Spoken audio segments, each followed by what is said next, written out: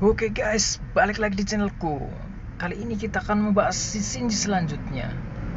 Apabila kalian suka silahkan like, komen, dan subscribe. Bagi yang belum menyaksikan episode sebelumnya, silahkan klik video-video saya. Oke, tanpa basa-basi kita lihat videonya.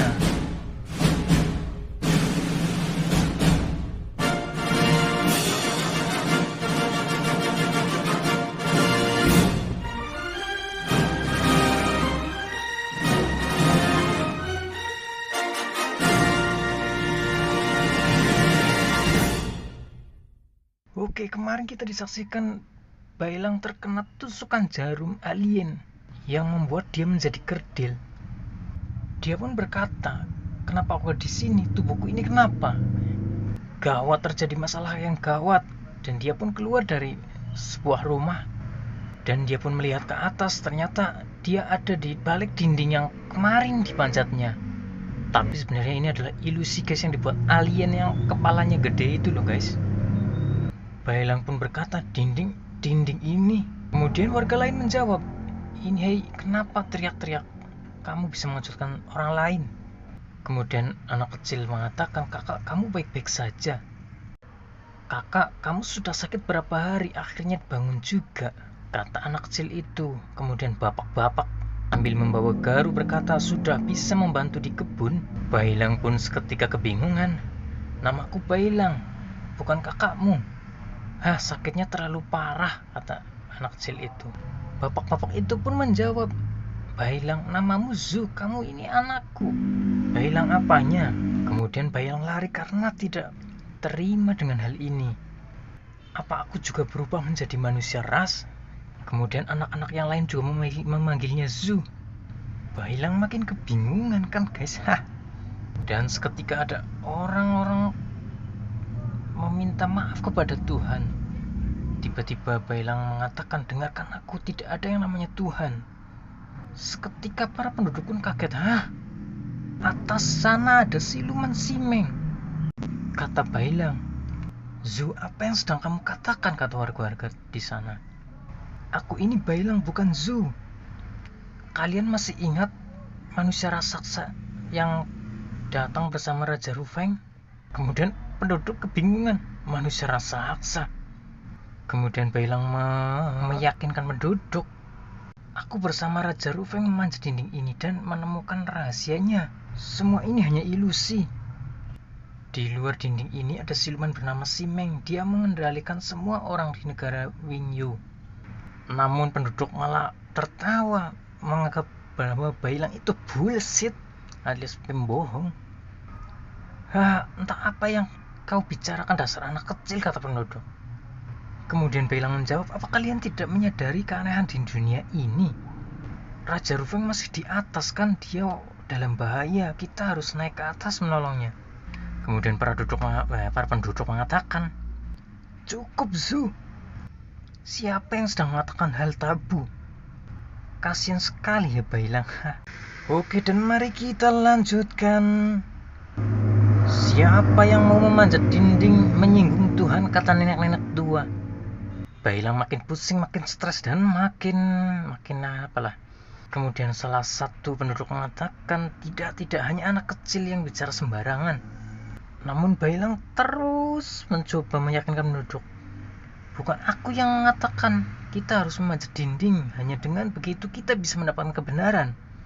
Warga negara Wongyu, ayolah, jangan takut, beranikan diri dan panjatlah ke atas." Kemudian warga mengatakan, "Kamu sama seperti Raja Rufeng, kami di sini dengan tenang, kamu malah mau mencari kebenaran, membuat kami menderita."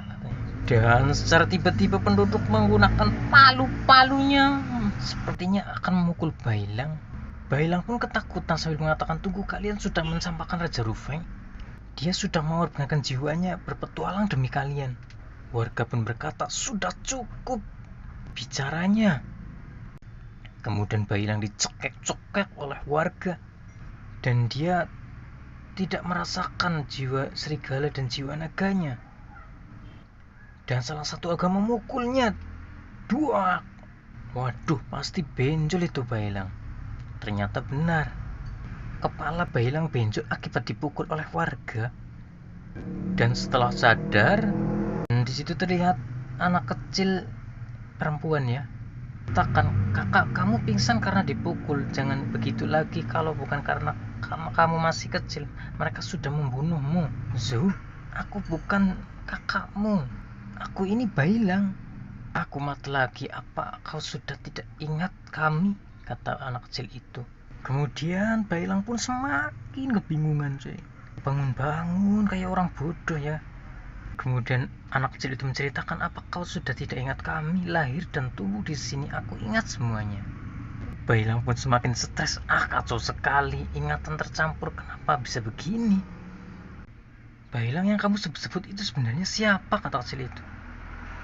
Kemudian Bailang menjawab, dia memiliki tugas yang penting, mau mengantar kitab suci ke surga barat. Dia bersama Tan Sanjang, Sun Wukong dan lainnya berkelana bersama di jalur monster. Banyak masalah aneh yang mereka lalui. Namun anak kecil itu malah menganggap Bailang aneh. Siluman serigala, siluman naga, cerita yang aneh sekali. Kakak, aku tidak mau dengar lagi. Membaca juga tak akan suka, katanya. Bailang makin kebingungan. Dan anak kecil itu mengatakan lagi, kamu hanya bermimpi, di dalam mimpi ada berbagai jenis siluman dan kamu salah satunya. Sekarang sudah kembali ke kenyataan, kita adalah petani, setiap hari bekerja di kebun, memberi makan ternak, menimba air, memotong kayu, malamnya istirahat. Semua orang di sini seperti ini. Kakak, kamu pasti sangat depresi, makanya jadi mengarang cerita seperti ini. Kemudian Bailang terduduk sambil merem. Kemudian berbicara, tunggu, aku bisa membedakan kenyataan. Ini bukan kenyataan identitasku, sebelumnya adalah yang nyata. Kemudian anak kecil itu sambil pergi mengatakan, kakak, apa yang disebut kenyataan? Lihat, dengar, dan rasakan apa itu bukan kenyataan. Kamu akan mengerti secara perlahan, tidurlah sebentar lagi. Kemudian Bailang makin kebingungan. Yang mana kenyataan? Apa aku dalam mimpi bisa membedakannya, kata Bailang. Dan mengingat-ingat sesuatu membuat dia di alam nyata bereaksi. Jarum-jarum yang menusuk membuat Bailang tidak berdaya. Kemudian siluman alien itu mengatakan, aku masukkan pikiran ke dalam manusia ras. Meski awalnya kamu masih melawan, tapi kenyataan akan terus menelan sampai kamu lupa dengan semuanya. Dalam dunia mimpi yang kubuat, kamu selamanya tidak akan bisa bangun. Bahaya sekali bila Bailang tidak sadar, dia akan mati. Dengan begitu kamu selamanya akan menjadi budakku, kata alien tersebut. Ditambah siluman seperti ini, makananku akan menjadi lebih nikmat. Ada-ada aja ya, ada yang makan perasaan. Mungkin perasaan sakit hati kamu akan hilang juga kalau dimakan oleh dia. Maksudnya buat para penonton yang kira-kiranya lagi patah hati, kunjungilah dia. Dan kembali ke cerita. Alien itu berkata, kirimkan semuanya padaku. Peternakanku biar aku panen besar. Monster itu merasakan senang sekali memakan perasaan-perasaan orang. Dan kembali ke alam halusinasinya Bailang. Di sini terlihat Bailang sedang menyigari kayu, alias ngeplok kayu. Aduh, bahasa Indonesianya apa ya? Wah, gak usah dipikirkan, nanti jadi pusing juga kan. Dan di sini Bailang kecapean. Dan yang menyebutnya adik berkata, kakak sudah bekerja keras, mari kita makan siang. Bailang pun makan lahap sekali, seperti 1 minggu belum makan. Kemudian anak kecil itu berkata lagi, di dalam mimpi kamu adalah siluman serigala, aku tidak salah. Kalau tidak salah maksudnya namanya hal apa ya, aku tidak ingat, katanya. Waduh, sepertinya Bailang mulai amnesia guys. Dan tiba-tiba Raja Rufeng datang, manusia raksasa Bailang akhirnya ketemu. Sedang apa kamu di sini? Bukan ini yang harus kamu lakukan. Dan Bailang menjawab, siapa kamu? Kemari ikut denganku, kata Raja Rufeng. Hei paman, apa maumu, kata Bailang. Raja Rufeng menjawab, kamu adalah temanku, aku tidak akan meninggalkanmu.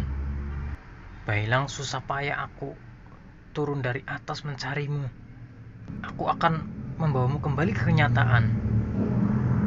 Waduh, gue balik-balik guys baca komiknya. Maklum lagi gak fokus. Kemudian sampailah di sebuah dinding. Sudah ingatkah dinding ini, kata Raja Rufeng. Saat kamu memanjat ke atas bersamaku, kamu terkena jurus dari siluman Simeng. Lupa dengan dirimu. Kamu adalah Bailang, kamu datang dari luar dinding. Bailang pun menjawab, aku tidak tahu apa kamu bicarakan. Tolong biarkan aku kembali memotong kayu, katanya. Tidak, Roma, kata Raja Rufeng. Bailang, jangan kalah sama siluman Simeng.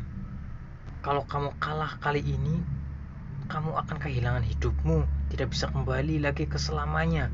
Bagaimanapun dengan Yuyu, kamu bilang mau melindunginya. Kemudian Bailang tertegun sejenak. Yuyu? Nama ini... Dan tiba-tiba semua penduduk datang, mengepung mereka. Namun dia dilindungi oleh Raja Rufeng. Penduduk berkata, Rufeng, kukira kamu sudah mati. Kenapa kamu masih mau kembali? Kamu sudah bukan raja kami lagi. Kemudian Raja Rufeng pun menjawab, Raja? Haha, siapa yang peduli dengan hal ini setelah tahu semua ini hanya ilusi? Negara Wongyu ini palsu, kita semua hanya boneka, hanya orang di belakangku. Ini Bailang yang nyata. Bagaimanapun aku tidak akan serahkan dia kepada kalian. Kakak, kembalilah, kata anak kecil itu. Kemudian nenek tua berkata kepada Raja Rufeng, sialan Rufeng, kamu tidak bisa diselamatkan lagi. Kemudian Raja Rufeng menjawab, aku sudah memanjat dinding ini melihat pemandangan di luar sana. Tidak ada lagi yang kutakutkan. Bailang cepat pergi, pancatlah ke atas. Namun salah satu penduduk menusuk Raja Rufeng. Kubunuh kamu, kusembahkan kepada Tuhan, kata penduduk. Kerak. Pasti sakit sekali itu ditusuk kayak gitu. Kemudian dipukul sama tongkat baseball. Puk. Aduh. Kemudian Bailang ditarik. Waduh, kira-kira dia akan ingat kembali apa tidak ya guys? Kasian sekali Raja Rufeng sampai tertusuk kayak gitu, berdarah-darah. Namun Raja Rufeng tetap mencoba bangkit dan berkata, Bailang, jangan kalah, bertahanlah. Bailang pun kebingungan sambil melotot terus seperti itu. Hah? Dan para warga membawa tongkat-tongkatnya memukuli Raja Rufeng. Iblis membuat onar dan celaka manusia, pukulah sampai mati. Waduh, si Rufeng babak belur coy. Hajar bagus, bunuh Rufeng yang membuat hidup kita tidak tenang. Warga-warga di sekitarnya. Setelah dia mati tidak ada orang yang ribut mau mencari kebenaran lagi, kata penduduk tersebut. Kita bisa hidup tenang. Sambil dia mencekik Bailang. Tidak, jangan begini, kata Bailang. Nenek tua berkata, warga negara Wingyu, kalian semua sudah lihat kan? Oke guys, cukup segitu aja videonya.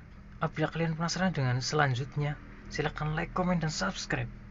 Apakah Bailang akan teringat kembali dengan kenyataannya? Silahkan simak nanti. Terima kasih.